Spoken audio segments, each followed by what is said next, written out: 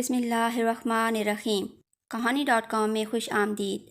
شروع کرتے ہیں آج کی دلچسپ اور سبق آموز کہانی۔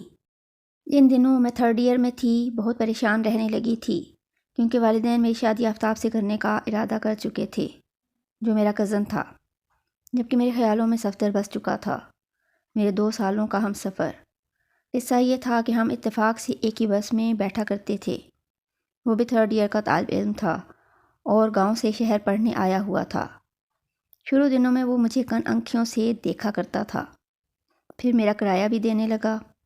میں تو یوں خاموش تھی کہ دوسرے مسافر غلط نہ سمجھ لیں، لیکن وقت کے ساتھ ساتھ ہماری جان پہچان بڑھنے لگی اور ہم کالج میں بات چیت بھی کرنے لگے۔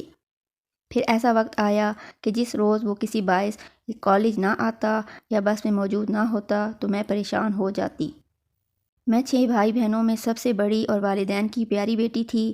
انہوں نے کبھی مجھے ڈانٹا ڈپٹا اور نہ کسی چیز کی کمی کا احساس ہونے دیا تھا۔ میرے والدین زیادہ امیر نہ تھے، مگر میں جو چاہتی مل جاتا تھا۔ ان کا بس چلتا تو سارے جہاں کی خوشیاں میرے دامن میں بھر دیتے۔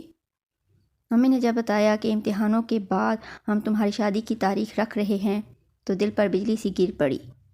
میں کسی صورت آفتاب کی دلہن بننے کو تیار نہ تھی، کھوئی اور اداس رہنے لگی۔ تو امی نے محسوس کر لیا کہ میں کسی الجھن کا شکار ہوں۔ انہوں نے مجھ سے پوچھا، کیا بات ہے، تم کیوں ہر وقت آزردہ اور پریشان رہتی ہو؟ ہم نے تمہیں خوش کرنے میں کوئی کمی تو نہیں رکھی، پھر تمہیں کس بات کی پریشانی ہے؟ میں نے ہمت کر کے ان کو بتا دیا کہ مجھے آفتاب سے شادی نہیں کرنی۔ انہوں نے بہت سمجھایا کہ آفتاب سے میری نسبت بچپن میں ٹھہرا دی گئی تھی اور ہمارے بزرگوں کا فیصلہ ہے۔ وہ تمہارے چچا کا بیٹا ہے، دیکھا بھالا، خوبصورت اور خوب سیرت ہے، آخر اس میں کیا کمی ہے؟ سب سے بڑھ کر یہ اپنے لوگ ہیں۔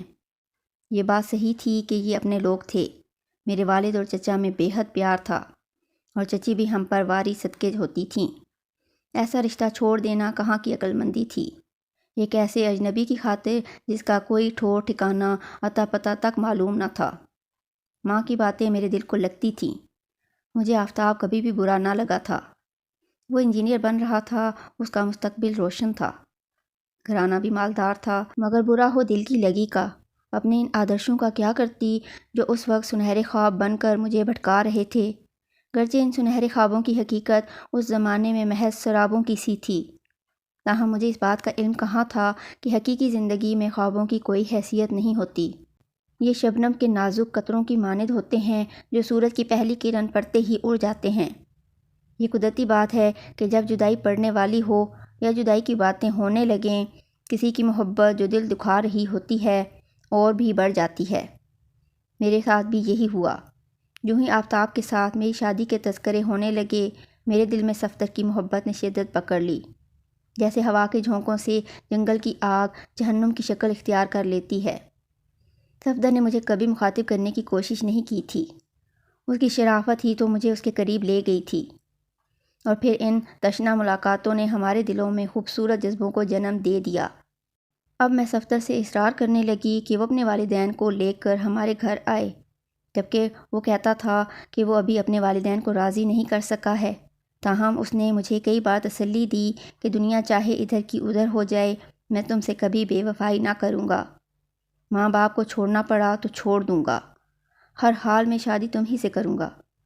میں صفدر کو اپنا سمجھ کر انتظار میں دن گزارنے لگی اور گھر میں ایسے حالات پیدا کر دیے کہ ماں کو چچا اور چچی سے انکار کرتے ہی بنی۔ انہیں بہت دکھ ہوا، مگر کیا ہو سکتا تھا؟ جب میں ہی راضی نہ تھی تو وہ اپنے بیٹے کی شادی زبردستی مجھ سے کیسے کرتے کہ آخر ان کی بھی تو خوشیوں کا سوال تھا، اور میرے والدین بھی مجھے ہر حال میں خوش دیکھنا چاہتے تھے۔ صفدر نے مجھے کہا تھا کہ میں اس دن تمہارا ہاتھ مانگنے آؤں گا جب پڑھ لکھ کر خود کسی قابل ہو جاؤں گا۔ دن، ہفتے، مہینے اسی طرح گزرتے گئے۔ صفدر کا گھر گاؤں میں تھا۔ وہ اپنے چچا کے پاس تعلیم حاصل کرنے شہر آیا ہوا تھا۔ اس نے کالج کی تعلیم مکمل کر لی اور یونیورسٹی میں داخلہ لے لیا۔ میں بھی گریجویشن مکمل کر کے گھر بیٹھ گئی۔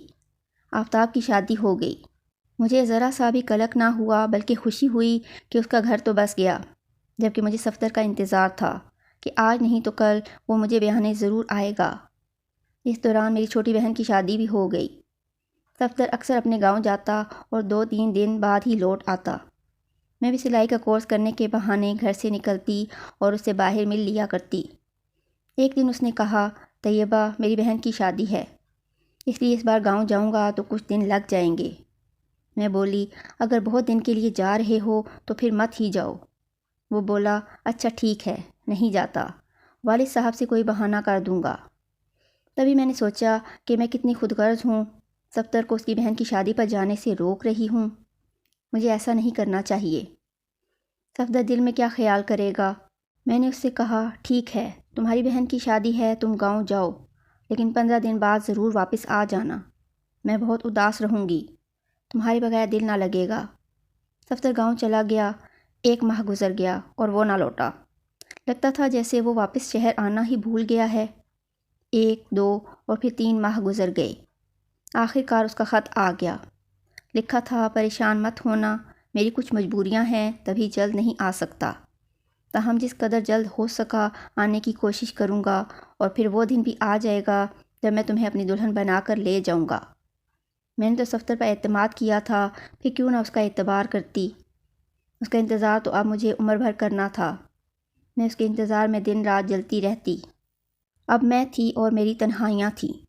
ہر روز اسے یاد کرتی، نمازیں پڑھ پڑھ کر خدا کے حضور دعا کرتی کہ اے اللہ، وہ واپس آ جائے، اس کو اچھی نوکری مل جائے تاکہ وہ مجھے اپنانے کے قابل ہو جائے۔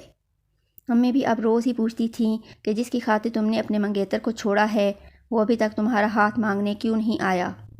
مجھے تو لگتا ہے کہ وہ فراڈ ہی تھا اور اب کبھی نہیں آئے گا۔ جب وہ ایسا کہتیں تو میرا دل بیٹھ جاتا تھا۔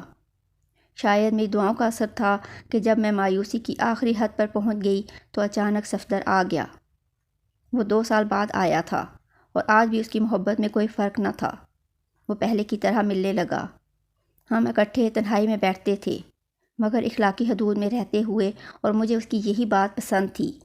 میں اس کی شرافت سے متاثر تھی، اس پر اعتماد کرتی تھی۔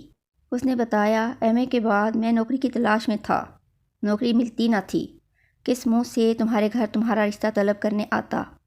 آج کون کسی بے روزگار لڑکے کو اپنی بیٹی کا رشتہ دینا پسند کرتا ہے؟ 2 سال تک لگاتار کوشش میں رہا، ہر جگہ درخواستیں بھجواتا رہا، گاؤں میں سیاسی اثر و رسوخ تلاش کرنے میں لگا رہا۔ اب کامیابی ملی ہے۔ ہمارے علاقے کے ایم پی اے صاحب نے مجھے یہاں نوکری دلوا دی ہے۔ اسی شہر میں ملازمت محض تمہاری خاطر ڈھونڈ رہا تھا، سو مل گئی۔ اب ہماری جدائی کے دن بھی تمام ہو جائیں گے۔ میں صفدر کی باتیں سن کر خوش ہوئی، فخر محسوس کرتی تھی کہ دیکھو میری خاطر اس نے کتنا دکھ سہا ہے۔ جدائی کے دنوں کی ساری کلفت بھول جاتی تھی۔ اب میں اور زیادہ دل و جان سے صفدر کو چاہنے لگی تھی۔ سہیلی کے گھر کا بہانہ کرتی اور صفدر سے جا ملتی۔ ایک دفعہ پھر میری زندگی میں بہار آ گئی تھی۔ لگتا تھا کہ سارا جہان میرے لیے بنایا گیا ہو۔ یوں 4 سال گزر گئے صفدر کے ساتھ۔ اس دوران ہم کہاں کہاں نہیں گھومے پھرے۔ اب اس کے پاس گاڑی بھی تھی، ہم شہر سے دور نکل جاتے تھے۔ خوبصورت تفریح گاہوں، پارکوں میں، ہر جگہ ہم ساتھ ہوتے تھے۔ انہی دنوں والد صاحب کا انتقال ہو گیا۔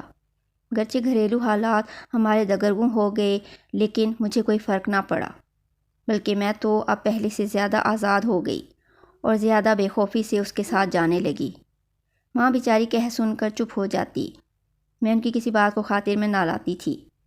آخر امی نے یہ کہنا شروع کر دیا کہ دیکھ لینا، تو اس شخص کے ہاتھوں برباد ہوگی، یہ تجھے دھوکہ دے گا اور پھر کبھی پلٹ کر نہیں آئے گا۔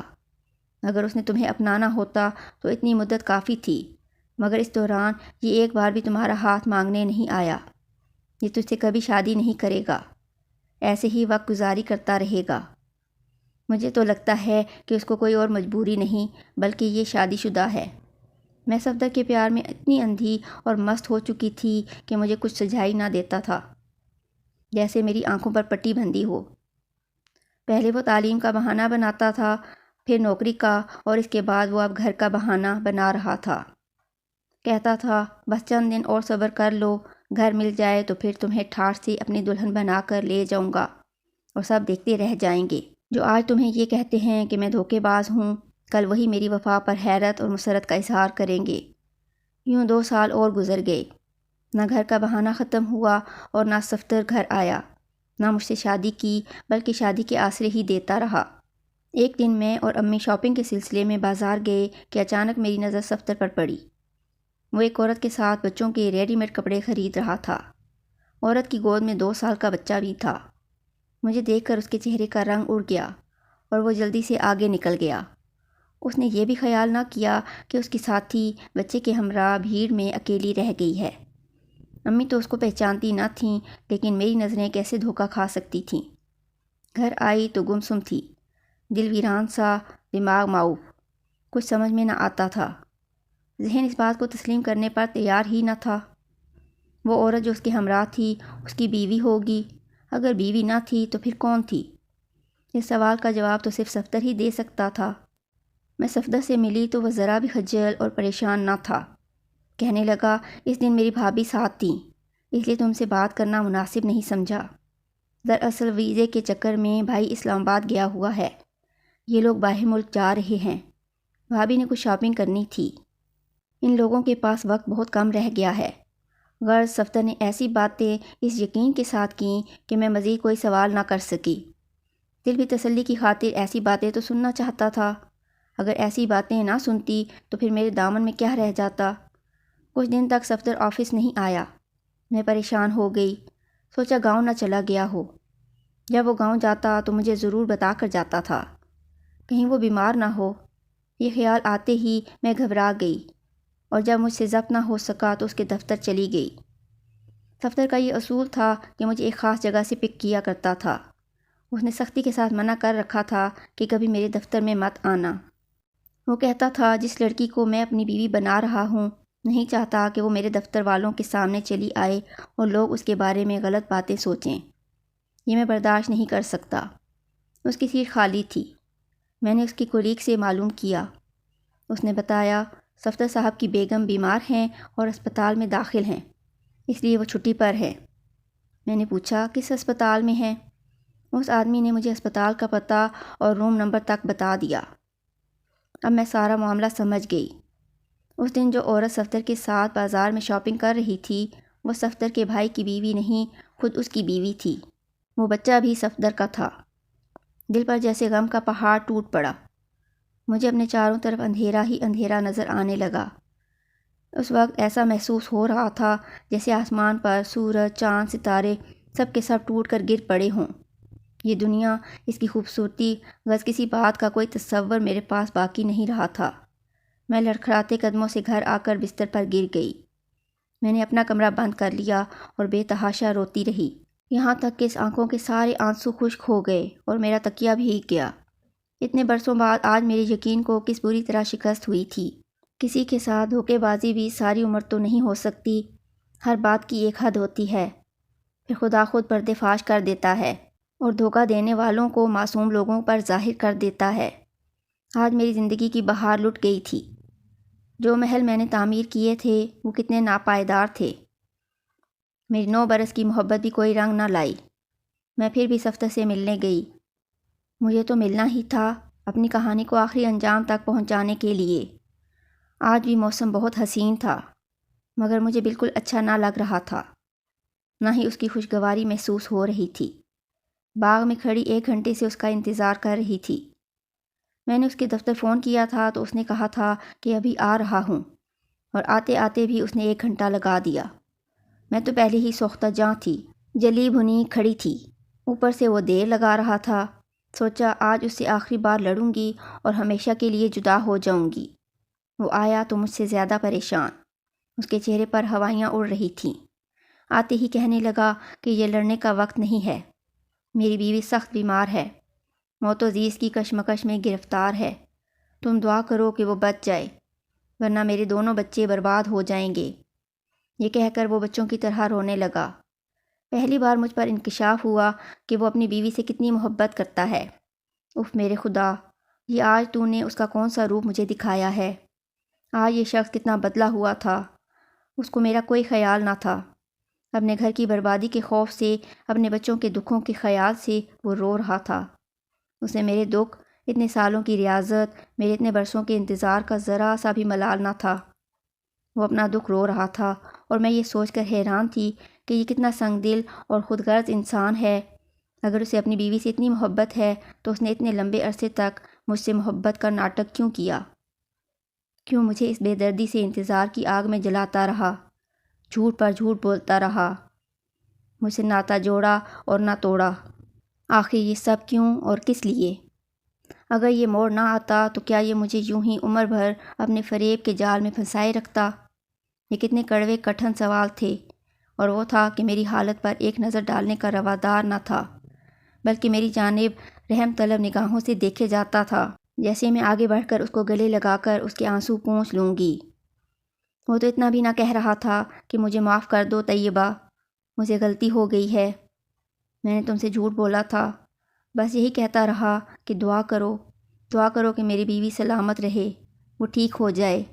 میں نے دعا تو کی، مگر اس کے بعد پھر لوٹ کر واپس اس رستے پر قدم نہ دھرے کہ جس پر پھولوں کی شکل میں دکھ کے کانٹے ہی کانٹے بھرے ہوئے تھے۔